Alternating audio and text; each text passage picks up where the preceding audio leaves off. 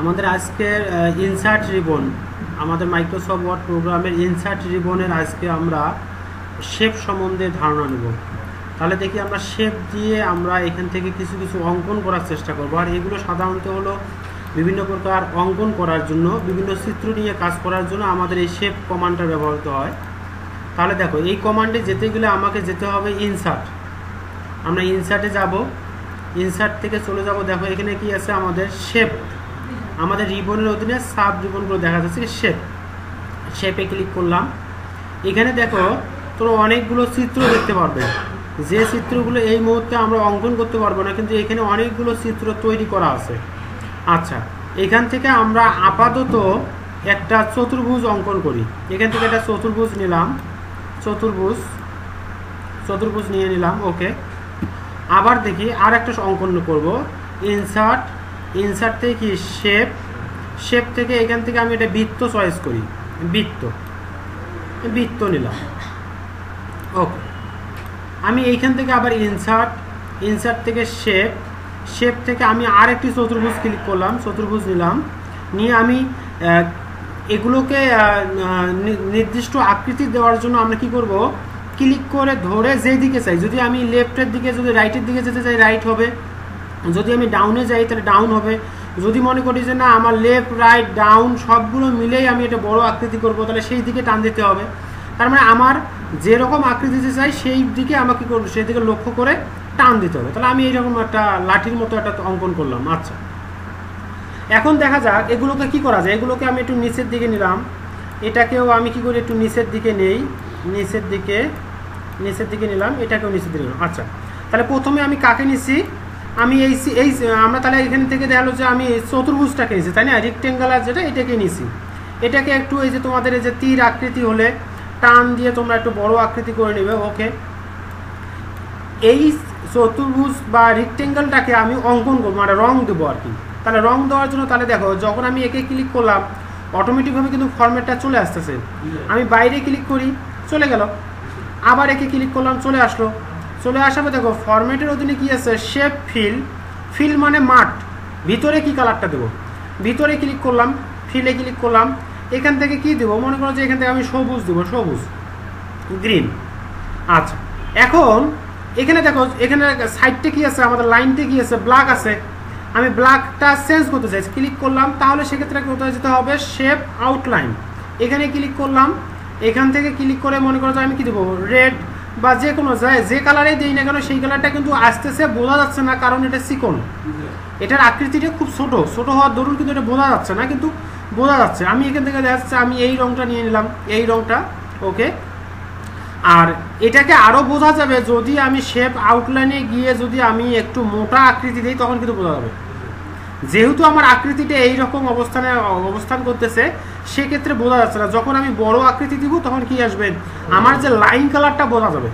তাহলে আমি line colour যা দিয়েছি সেটা বোঝা যাচ্ছে, তাই না।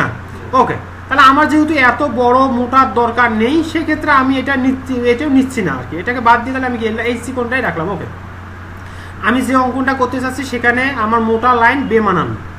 আমি এখান থেকে তাহলে দেখি, এখন একে প্রথম নিচ্ছি, একে দ্বিতীয়, একে নিয়ে এসে তাহলে উপরে, তাই না। নিয়ে আসার পর তাহলে কি এটাকে নির্দিষ্ট একটা আকৃতি দিয়ে দিলাম, যতটুকু মনে হয় যে আমাদের মানে যে টার্গেট নিয়ে আমরা জাতীয় পতাকা তৈরি করবো, তাহলে সেক্ষেত্রে জাতীয় পতাকা বানার জন্য আমাকে এটা কালার দিতে হবে। এটা কি দিতে হবে, রেড। সিলেক্ট করলাম, এখান থেকে ফিল কালার থেকে কি করে আমি রেড চয়েস করলাম, রেড চলে আসলো। আমি এটাকে আমি কি করছিলাম, এটা হয়তো বা শুরুতে আমার এই চতুর্ভুজও থাকতে পারে, বা এইরকমও হইতে পারে, বা এইরকম আমি একটা চিত্র নিয়ে আসতে পারি। এটা কি করতে হবে, লাঠি আকৃতি। তাহলে এটাকে ধরে আমি নিচ দিকে টান দিলাম, এটাকে একটু এদিকে চিকন করলাম, তাই না। তাহলে নিয়ে আসি কি করে, এটার সাথে সংযুক্ত করলাম, সংযুক্ত করে তাহলে কি হলো, তাহলে এটাকে সিলেক্ট করে এখন কালার দিই। কি কালার দেবো, তাহলে একটু ব্যতিক্রম ভিন্ন কালার দিয়ে দিলাম। ওকে, তাহলে এটি কি আসলো, একটা জাতীয় পতাকা হুবহু হয় নাই, তবে কিছুটা ওই রকম রং দেওয়ার চেষ্টা করছি বা ওই রকম অঙ্কন করার চেষ্টা করছি। এখন যদি আমরা মনে করি যে এটাকে আবার আউট করবো, এখানে ক্লিক করে ব্যাক স্পেস, আমরা যদি মনে করি যে না একটা জাতীয় পতাকাই অঙ্কন করব, তাহলে এই চিন্তা ভাবনা যদি আমার মধ্যে থাকে, তাহলে আমাকে নেওয়ার সময় তাহলে জাতীয় পতাকার যে চেহারা ওই আকৃতির কোনো একটা চিহ্ন বা চিত্র আমাকে এখান থেকে সিলেক্ট করতে হবে। তাহলে দেখি আমরা এখান থেকে তো আরও অনেক কিছু এখান থেকে যা ইচ্ছে তাই নিতে পারি, নিয়ে আমাকে প্ল্যান করে করে আমাকে তৈরি করতে হবে, কারণ এখানে হুবহুবভাবে জাতীয় পতাকাও তৈরি নেই, কিছু নেই আর কি এখান থেকে। তাহলে এখান থেকে মনে করি যে আমি এই অংশটা চয়েস করলাম, ক্লিক করলাম, তাহলে এইরকম একটা চলে আসলো, আমার এটা একটা আসলো। তাহলে এখান থেকে আমি আবার কি করি, অটো শেপ, আমি বৃত্ত নিব, ক্লিক করলাম, হ্যাঁ, এখান থেকে আমি কি করি অটো শেপ চতুর্ভুজ নিলাম, ওকে। মানে ক্লিক করলেই নির্দিষ্ট আকৃতি একটা আসবে, আর যদি আমরা ক্লিক করে ধরে টান দিই তাহলে আমি আমার কাঙ্ক্ষিত লক্ষ্যে মানে নিয়ে যেতে পারবো আর কি, ওকে। তাহলে এখন এই চিত্রটাকে সিলেক্ট করলাম, এটাকে বড় ছোট ইচ্ছা মতো আমি এখান থেকে করতে পারতেছি, তাই না? আচ্ছা, তাহলে এই বৃত্তটাকেও আমি আশানুরূপভাবে আমি একটু বড় ছোট যতটুকু করা দরকার ততটুকু করে নিলাম। এটাকেও আমি কি করি, একটু ছোট করে নিয়ে একটু লম্বা করে নিলাম, এখান থেকে এটাকে নিয়ে এসে কোন দিকে দেবো, যেই দিকে দেওয়ার দরকার সেই দিকে দেবো আর কি।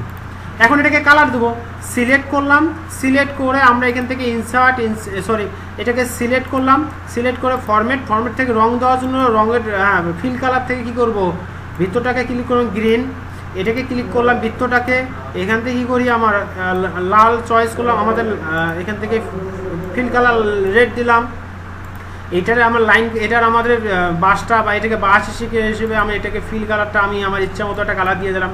তাহলে কী হলো, একটা জাতীয় পতাকা হয়ে গেল। আমরা এখান থেকে অনেকগুলো আমরা ডিজাইন পাবো, অনেকগুলো মানে ডিজাইন তৈরি করা আছে, যেগুলোকে আমরা এক একটা ডিজাইনের সাথে আর একটা ডিজাইনের সংমিশ্রণে আমরা আমাদের লক্ষ্যে মানে আমরা যা অঙ্কন করতে চাই আর কি, সেই ধরনের অঙ্কন এখান থেকে তৈরি করতে পারবো। তাহলে অটো শেপ মানে কি, এখানে অটোমেটিকভাবে কিছু চিত্র দেওয়া আছে, কয়েকটা চিত্রকে একত্রিত করে আমরা যা বানাইতে চাই তা আমরা কি এখান থেকে বানাইতে পারবো। তাহলে আমরা একটু নিজেরাই তাহলে আমরা এর পরবর্তীতে চেষ্টা করি যে এটাকে আর কি আরও নতুন কিছু তৈরি করা যায় কিনা, বাড়ি বা অন্য কিছু আর কি, বাড়িও বানা যাবে এখান থেকে, ইচ্ছা করলে আমরা এখান থেকে পাবো। তা তোমরা তোমাদের মনের আর কি